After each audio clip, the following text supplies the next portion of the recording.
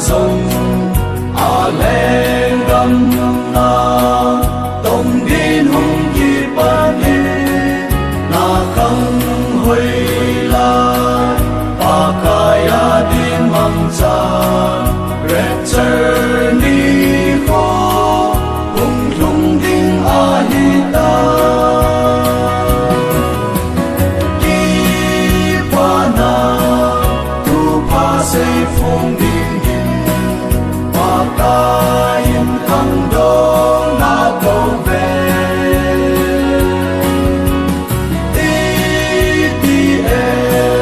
Gospel sim lai rồi se in na tu ga lang sam leo hi te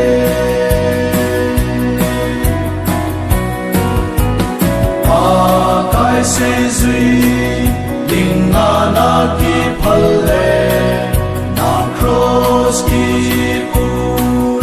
in lam hung ki pan em thấy na le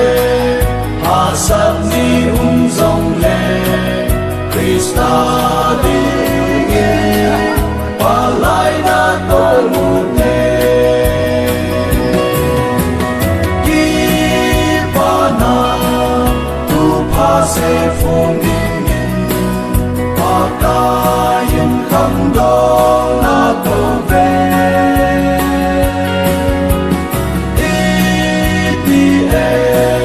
Gospel sim lai rồi se in na tu ga lang sam leo hi te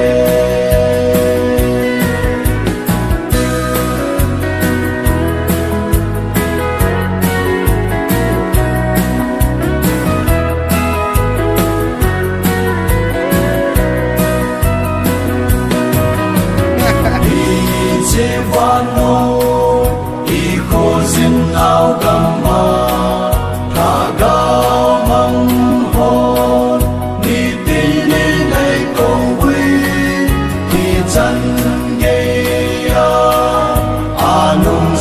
Sinh linh in đun chu ta in ba cái na to mu te ki pa na tu pa se phong in ba cái in khang do na to ve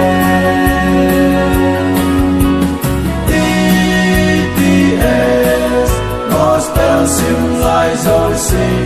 in na tu ga lang sam leo hi te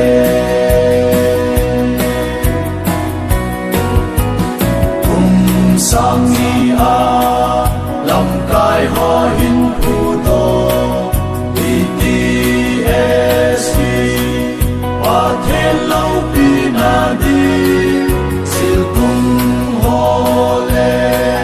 Gospel sim lai rồi se ki pa na tu pa hi se phong leo te ki pa na tu pa se phong đi pa ka in khang do na câu về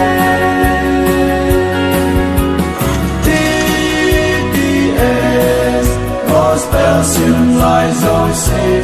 in na tu ga lang sam leo hi te in na tu ga lang sam leo